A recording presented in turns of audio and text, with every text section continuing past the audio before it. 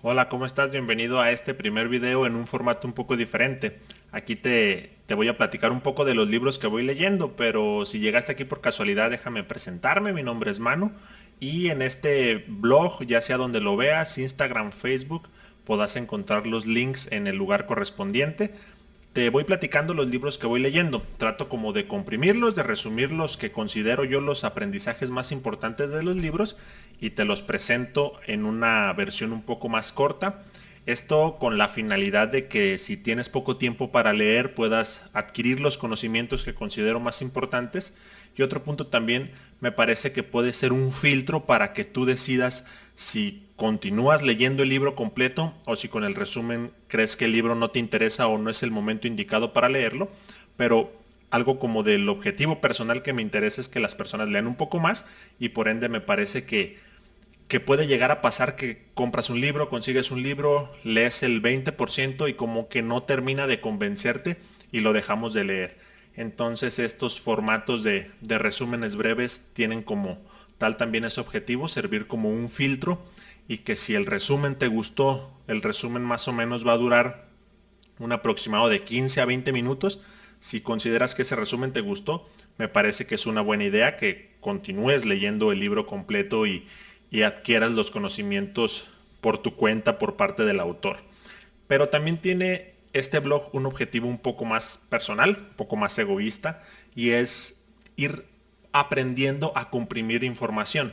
Parte de la manera en la que podemos aprender mejor es que cuando tú aprendes algo lo tienes que enseñar. Si lo enseñas, tienes una mejor capacidad para comprimir la información y para compartirla.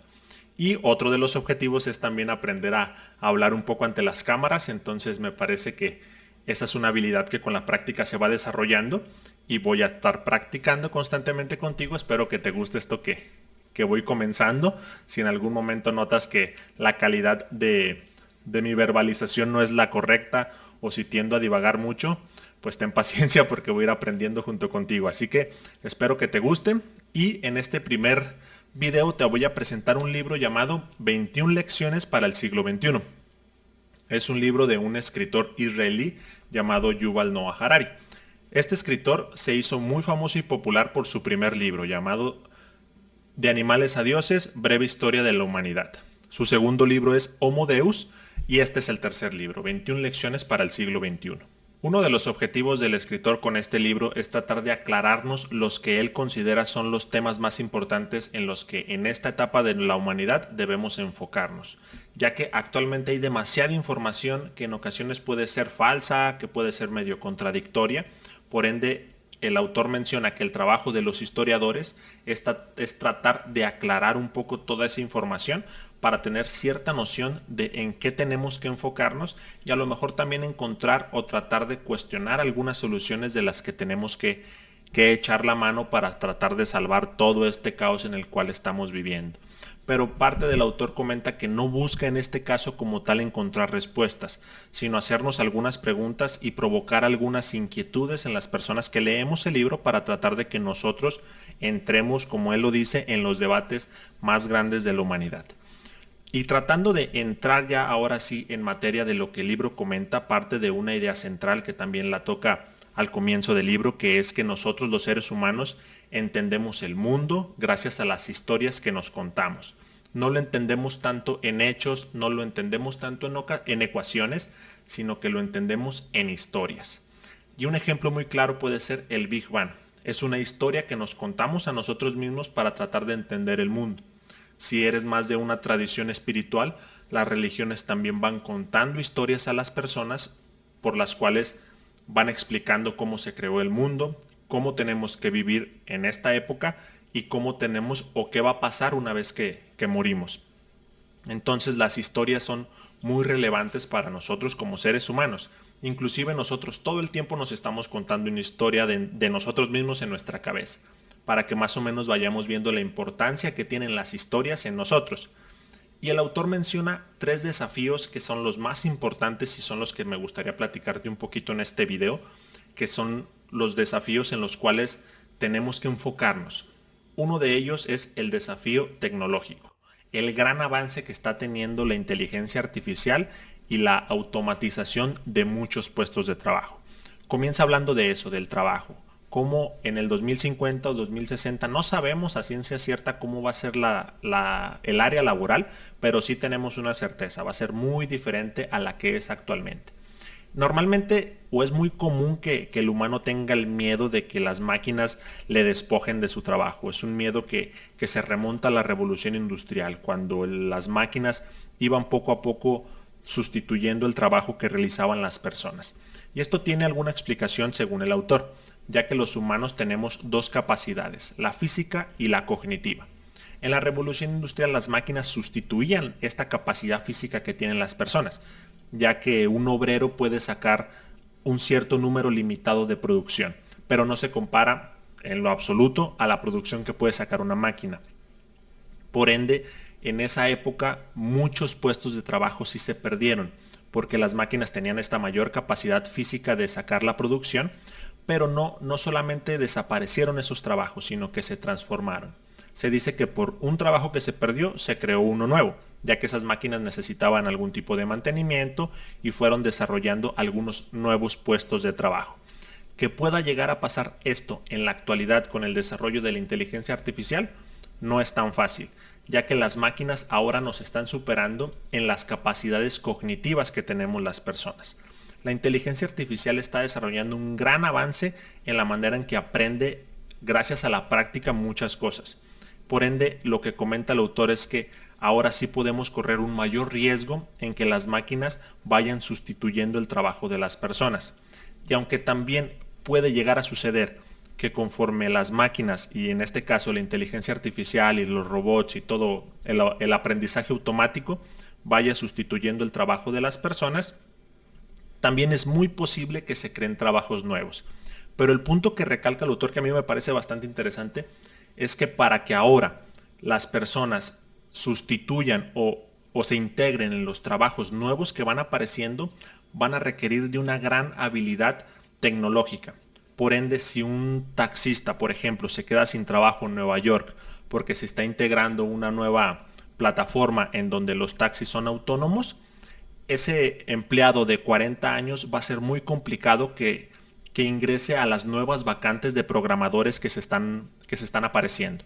Entonces, como uno de los puntos importantes que menciona el escritor Yuval Noah Harari en este libro, es que sí es posible que las máquinas van a ir sustituyendo a los trabajadores, se van a crear trabajos nuevos, pero eso va a generar que un cierto sector de la población, específicamente en los países en vías de desarrollo, no tenga la capacidad necesaria para cubrir esos nuevos puestos de trabajo.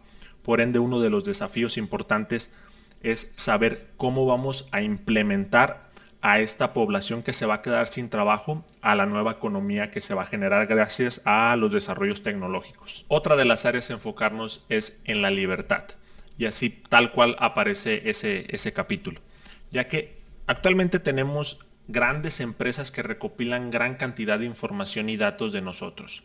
Cada que interactuamos en Internet hay empresas que recopilan los movimientos que nosotros hacemos. Van identificando nuestra ubicación y creo que ya te puedes dar cuenta que cuando llegas a un lugar automáticamente aparece un mensaje de Google que te dice ¿qué tal estuvo este lugar? Entonces van monitoreando cada paso que nosotros damos, cada movimiento que hacemos con la finalidad de vendernos más cosas.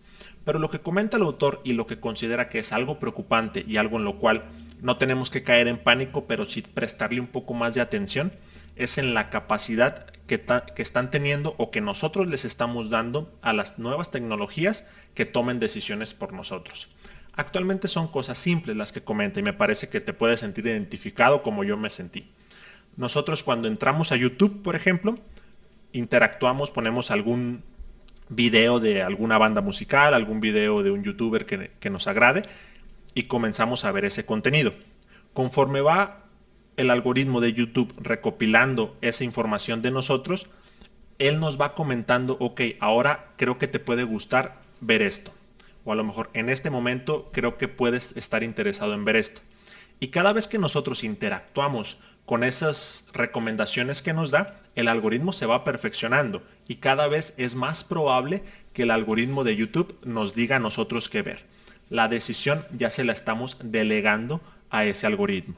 Otros ejemplos que creo que pueden ser muy claros que nosotros hacemos es ahora también en las distancias que nosotros recorremos de casa al trabajo, ya le decimos al algoritmo de alguna aplicación de movilidad que nos diga qué camino tomar. Porque probablemente si nosotros tomamos la decisión, nos veamos, no sé, a los 15 minutos encrustados en una gran onda de carros y haya mucho tráfico. Pero si le delegamos la responsabilidad a una aplicación de movilidad que tiene una gran información vía satelital de las calles, nos va a dar un camino más rápido y más placentero en donde no estemos como metidos en el tráfico y por ende cada vez más vamos a irle delegando la responsabilidad a las nuevas aplicaciones que están apareciendo.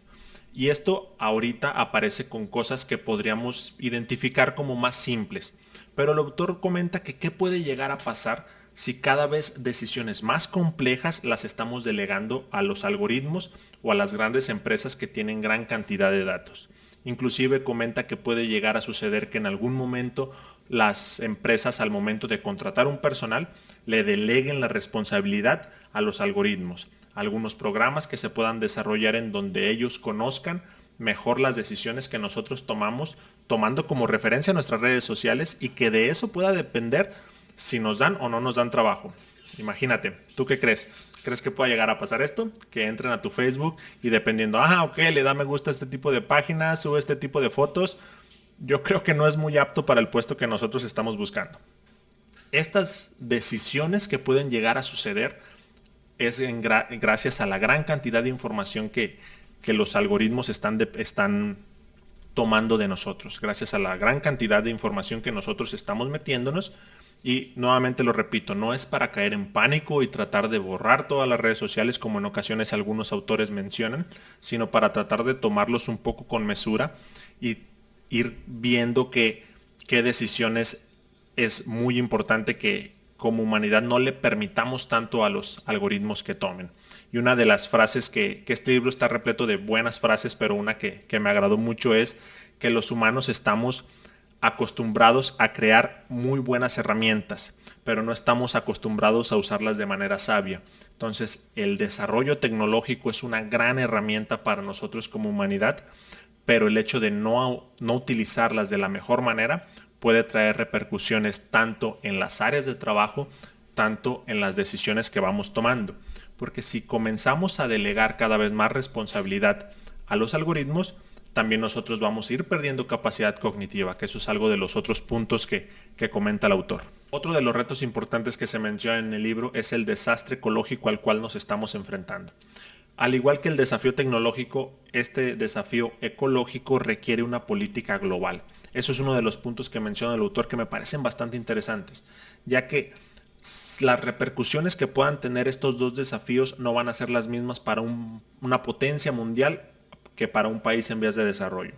Los desafíos tecnológicos y los grandes avances tecnológicos, mejor dicho, pueden ser una gran bendición para un país potencia. Puede llegar a tener muchos beneficios a nivel de salud, pueden llegar a tener muchos beneficios a nivel de trabajo, pero un país en vías de desarrollo se va a ver sumamente golpeado. Por ende, se tiene que globalizar la política. Y esta globalización política que se menciona también tiene mucho impacto en el desastre ecológico y en cómo vamos a enfrentarlo. Porque un país de primer mundo puede extraer muchos recursos, puede generar un gran impacto ecológico y no por ende tiene que él tener la repercusión. Por ejemplo, un país como Estados Unidos puede extraer muchos recursos y un país como Taiwán, que está muy alejado de él, puede llegar a tener repercusiones de lo que hace otro país. Por ende, no son las mismas consecuencias ecológicas que tendrá cada uno de los países. Es muy importante, según el autor, que globalicemos la política, que se tomen medidas y que se trate de priorizar a los países en vías de desarrollo, que son los que se van a ver más golpeados, tanto por los avances tecnológicos, así también por los desastres ecológicos a los que nos estamos enfrentando. Otro de los temas importantes es el reto nuclear. Aunque vivimos en la mejor época de la humanidad, según el autor, en la época más fructífera en donde mueren personas o muere un mayor número de personas gracias a la obesidad que por violencia, mueren muchas más personas por accidentes de tráfico que en una guerra. No demos por sentada la paz, es el mensaje que menciona el autor. El reto nuclear es un reto que, a diferencia del reto tecnológico o el reto ecológico, sí le conviene a la gran mayoría de países. Por ende se ha tomado más en serio, porque un país que se decida a comenzar una guerra nuclear es muy probable que también tenga serias repercusiones. No como lo hablábamos en los dos retos pasados, como el reto tecnológico o el reto ecológico, que las repercusiones serían para ciertos países en específico, algunos otros se pueden ver beneficiados. El reto nuclear y la guerra nuclear a nadie le beneficia. Por ende, los países han tomado esta postura de tratar de frenarla lo más que se pueda. Pero aún así hay ciertas divisiones que pueden llegar a repercutir en que no se globalice la política, que nos favorezca enfrentar los otros dos retos que hablamos y que también pueda desencadenar una catástrofe nuclear. Y esas cosas que nos pueden dividir es la religión o el nacionalismo. Como lo hablábamos al inicio, parte de la idea central es que nosotros los seres humanos entendemos mejor el mundo en base a las historias. Y el nacionalismo nos cuenta una historia de que nuestro país es un país lleno de orgullo y que nos hace sentir muy orgullosos a nosotros cuando escuchamos nuestro himno o cuando vemos la bandera ondearse o cuando la selección está cantando el himno nacional en un mundial. Llegamos a sentir orgullo. ¿Por qué? Porque nos contaron desde pequeños la historia de que nuestro país es un país de guerreros, es un país de gente que lucha, es un país de gente trabajadora, es un país de gente que cuando tiene la oportunidad tranza, pero nos sentimos orgullosos. Y parte de lo que nos puede llegar a separar como especies es que cada país tiene una historia diferente de sí mismo, y ese no es el problema como tal que comenta el autor, sino cuando me creo que mi nación es mejor que las demás y cuando creo que mi nación merece privilegios por encima de las otras naciones. Ese tipo de historias que nos contamos a nosotros mismos puede llegar a tener repercusiones muy conflictivas que puedan llegar a desencadenar guerras nucleares. Y otra, de igual manera, es la religión. Cada uno crece con cierta religión y cierta historia que le va contando el origen de la humanidad, cómo una persona puede llegar a dar la vida porque tú te libres de los pecados. Y lo que comenta el autor es que no es algo conflictivo esto, sino cuando tú crees o cuando esa historia te cuenta que tu religión es la única válida que existe y que todas las otras religiones o todas las otras historias que se cuentan son erróneas e incluso son enemigas a la tuya. Esos son los puntos que comenta el autor que tienen que ser tocados con pinzas, tienen que ser cuidadosos porque esas divisiones, ese creerme yo superior a los demás, puede hacer que esta paz que ya tenemos casi por sentada que podríamos evitar en una guerra, se pueda desencadenar. Después de que el autor nos habla de estos tres grandes retos a los que como humanidad nos enfrentamos, desmenuzados en 21 lecciones como el título del libro lo dice, en las últimas tres comenta qué podemos hacer como individuos, en qué debemos enfocarnos para posteriormente tratar de enfocarnos en un punto más social, pero principalmente como individuos, ¿qué puedo hacer? Y él lo que comenta es desarrollar una mayor flexibilidad psicológica, porque no estamos seguros de qué va a pasar en un futuro. Todo lo que el autor comenta son especulaciones de algo que él cree que va a suceder, que si lo vemos en base a la evidencia que estamos viviendo actualmente, tienen algo de lógica. Pero la única certeza que comenta el autor que va a suceder es el cambio, y un cambio cada vez más rápido. Con los avances tecnológicos, los cambios cada vez son más rápidos, por ende, esta flexibilidad nos permitirá ser más adaptables a estas situaciones cambiantes que se van suscitando. Y el autor comenta la estrategia o el método que él utilizó para desarrollar esta mayor flexibilidad psicológica, que es la meditación vipassana. No esperes encontrar cómo meditar en este libro, pero sí lo que él consiguió practicando un poco de meditación. Y parte de lo importante que se puede conseguir según el autor es mayor autoconocimiento. Entendiendo este autoconocimiento como deslindarnos un poco de las historias que nosotros nos contamos a nosotros mismos o de las historias que alguien más se tomó la molestia de contarnos.